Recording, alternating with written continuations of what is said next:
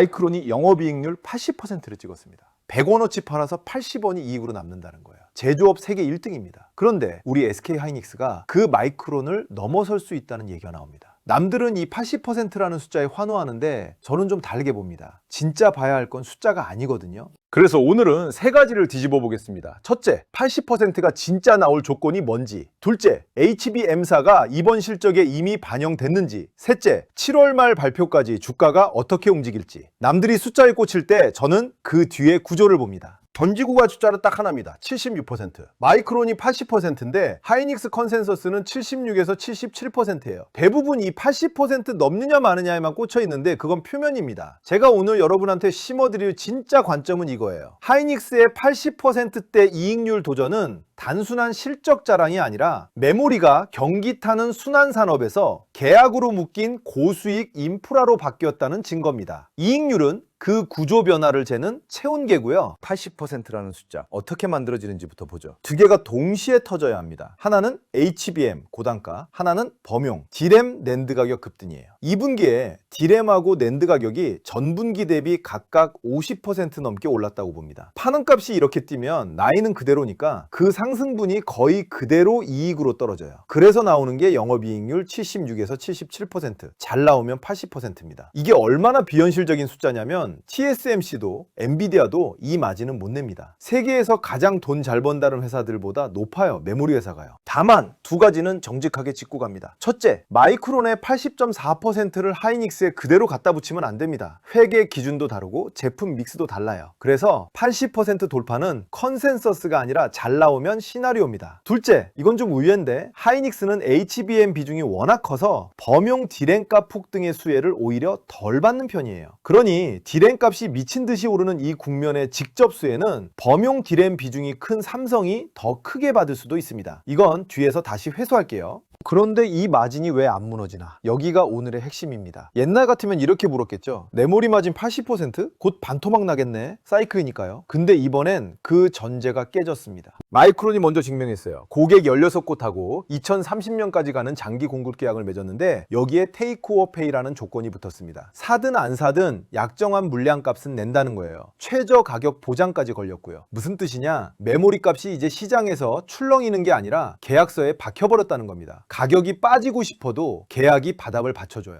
이게 바로 사이클이 인프라로 바뀌었다는 증거입니다. 값이 계약서에 박혔다는 건 옛날처럼 호황 뒤에 폭락하는 순환산업의 전제가 무너졌다는 뜻이에요. 그러니까 이익률 신기록은 단순한 실적 자랑이 아니라 구조 자체가 바뀌었다는 증거인 거죠.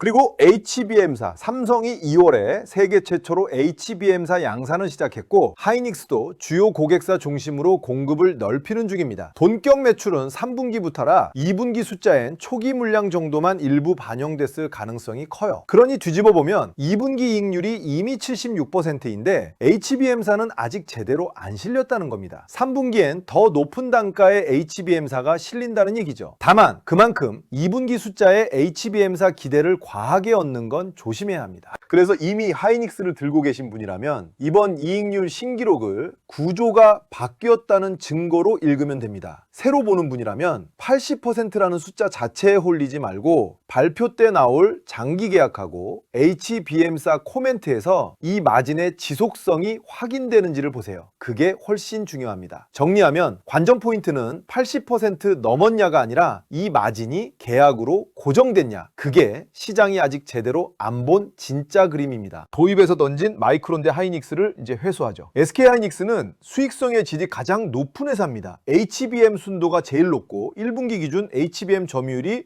58%로 압도적 1위예요. 그래서 이익률 76에서 77, 잘하면 80%가 거론되는 겁니다. 마이크론은 이익률의 기준점일 뿐이에요. 80.4%를 먼저 찍긴 했는데 HBM 점유율로 보면 3위입니다. 이익률 숫자는 마이크론이 앞서도 HBM 주도권은 한국이 쥐고 있다는 그림이죠. 삼성전자는 착시를 조심해야 합니다. 전사 영업이익률이 40%대라 낮아 보이는데 스마트폰 가전이 섞여서 그런 거예요. 반도체만 떼놓고 보면 60%대입니다. 그리고 아까 말한 대로 범용 D램 폭등의 수혜는 오히려 삼성이 더 클 수 있어요. 정리하면 이겁니다. 메모리 값이 오른 건 새 회사다 받는 섹터 호재고 HBM 주도권으로 수익성의 질이 최상위인 건 하이닉스만의 종목 호재입니다. 이 둘을 구분해서 봐야 해요. 값 오르는 건 다 같이 봤지만 HBM 순도 정도로 최상위 마진을 내는 건 하이닉스만의 강점이라는 거죠.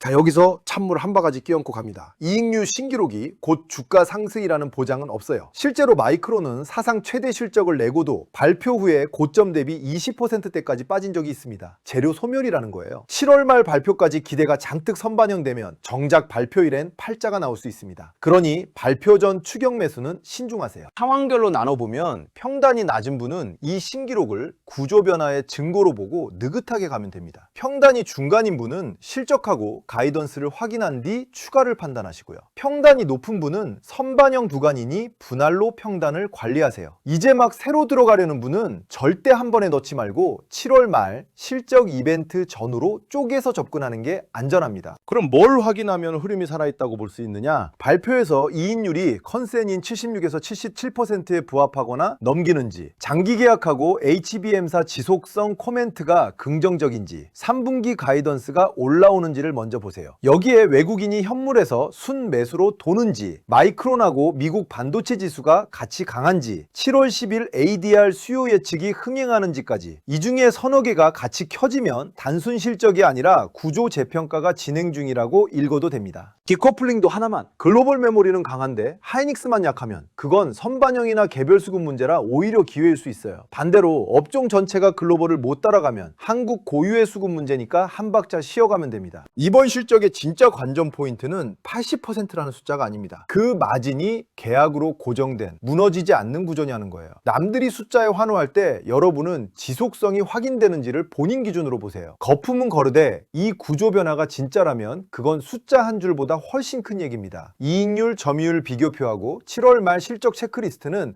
댓글에 체크리스트 남겨주시면 드리고요. 구독 눌러두시면 발표 당일 바로 같이 뜯어보겠습니다.